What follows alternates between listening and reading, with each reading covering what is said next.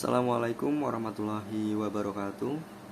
Perkenalkan, nama saya Muhammad Khairul Rizal, NIM 1220105 dari kelas Hukum Acara Perdata dan Pengadilan Agama kelas C. Bismillahirrahmanirrahim. Di sini saya akan menjawab soal ujian akhir semester dari Pak Mikdam Yusri Ahmad. Soal yang pertama yaitu, apa yang dilakukan subjek hukum ketika menjadi penggugat, tergugat, pihak intervensi, dan turut tergugat di pengadilan? Yang pertama tentang penggugat. Pengertian penggugat sendiri yaitu orang atau pihak yang merasa dirugikan haknya oleh orang lain atau pihak lain. Jadi bisa jadi penggugat itu menggugat orang lain karena merasa dirinya atau haknya itu dirugikan oleh tergugat. Lalu penggugat atau melalui kuasa hukumnya merasa dirugikan itu mengajukan gugatan yang ditujukan kepada Ketua Pengadilan Negeri, Bagian Perdata atau Pengadilan Agama dengan beberapa kelengkapan atau persyaratan yang harus dipenuhi. Nah, persyaratan yang harus dipenuhi itu yaitu seperti syarat yang pertama, yaitu terkait dengan surat permohonan atau surat gugatan kuasa yang sudah dilegalisir apabila menggunakan advokat. Jadi apabila kita menggunakan jasa advokat itu harus melampirkan surat kuasa yang sudah dilegalisir. Lalu syarat yang selanjutnya yaitu surat gugatan atau surat kuasa asli harus mendapat persetujuan dari pengadilan negeri. Jadi surat kuasa aslinya itu harus sudah diterima dan sudah diresmikan oleh pengadilan negeri. Lalu setelah mendapat persetujuan dari pengadilan negeri, maka penggugat atau kuasanya membayar biaya gugatan atau SKUM, surat kuasa untuk membayar. Selanjutnya memberikan SKUM yang telah dibayar ke meja dan menyimpan bukti asli untuk arsip. Selanjutnya menerima tanda penerimaan surat gugatan dari meja, menunggu surat panggilan sidang dari pengadilan negeri ataupun pengadilan agama yang disampaikan oleh jurusita. Berarti nanti kita disuruh menunggu giliran dan nanti akan dipanggil oleh jurusita ketika sudah gilirannya kita untuk melakukan persidangan. Lalu menghadiri sidang sesuai dengan jadwal yang telah ditentukan. Lalu terkait dengan tergugat. Tergugat sendiri yaitu sebagai pihak yang memiliki kepentingan langsung dalam perkara yang bersangkutan karena dianggap mengganggu atau merugikan hak penggugat. Tergugat sendiri di pengadilan yaitu sebagai pihak yang bersangkutan karena dianggap telah mengganggu atau merugikan pihak penggugat. Penyampaian jawaban bukanlah suatu kewajiban. Jadi tergugat ini tidak wajib menyampaikan suatu jawaban, tetapi bisa saja menyampaikan suatu jawaban apabila di sini pada dasarnya jawaban berisi penjelasan tentang kebenaran atau ketidakbenaran dalil gugatan penggugat dan bantahan terhadap pokok perkara berisi alasan penegasan yang sengaja dibuat dan dikemukakan tergugat baik dalam lisan atau tulisan dengan maksud untuk menemukan kebenaran dalil gugatan yang dituangkan penggugat dalam jawaban.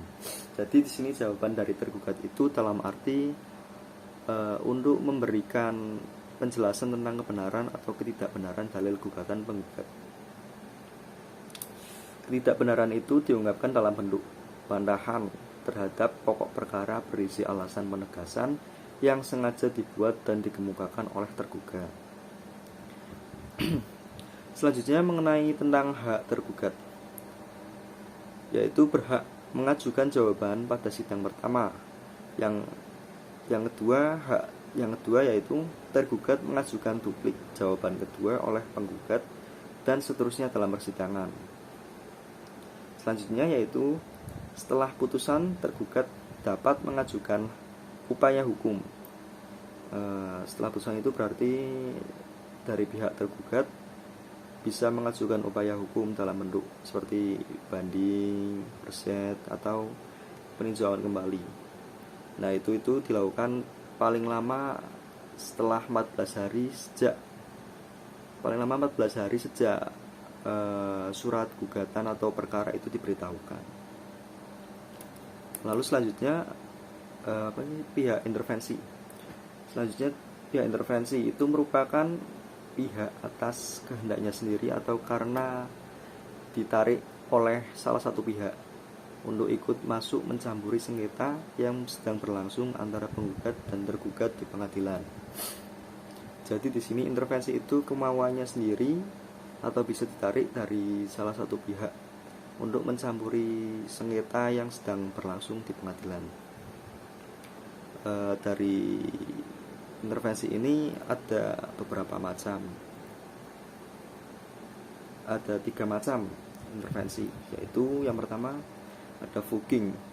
Voguing yaitu ikut sertanya pihak ketiga atas inisiatif sendiri dalam pemeriksaan sengketa perdata untuk membela salah satu pihak penggugat atau tergugat. Jadi voguing ini atas kemauan sendiri untuk melakukan pembelaan salah satu pihak. Yang kedua ada tussenkomst, yaitu ikut sertanya pihak ketiga atas inisiatif sendiri dalam pemeriksaan sengketa perdata, tetapi tidak memihak salah satu pihak, baik penggugat atau tergugat, tetapi demi membela kepentingannya sendiri. Lalu ada fredswaring atau penjaminan, yaitu ikut sertanya pihak ketiga dalam pemeriksaan sengketa perdata karena ditarik oleh salah satu pihak untuk ikut menanggungnya. Jadi fredswaring itu pihak ketiga yang harus menanggung tentang pemeriksaan sengketa ini karena ditarik oleh salah satu pihak. Lalu selanjutnya pertanyaan yang kedua dari Bapak Mikdam, yaitu apa yang harus dilakukan oleh hakim dalam hal menjalankan hukum acara pengadilan agama.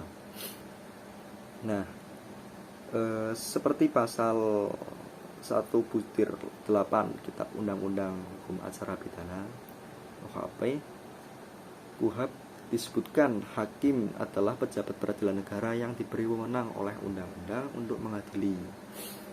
Hakim mempunyai wewenang memeriksa, mengadili, dan memutus perkara yang berhubungan dengan perkawinan, waris, wasiat, hibah, wakaf, sedekah, zakat, dan ekonomi syariah. Dan perlu diketahui juga bahwa hakim bersifat pasif. Jadi hakim itu tidak boleh aktif mencari perkara seperti halnya menjemput bola di masyarakat. Akan tetapi sekali suatu perkara itu diajukan, hakim itu tidak boleh menolak untuk memeriksa dan mengadilinya dengan alasan apapun.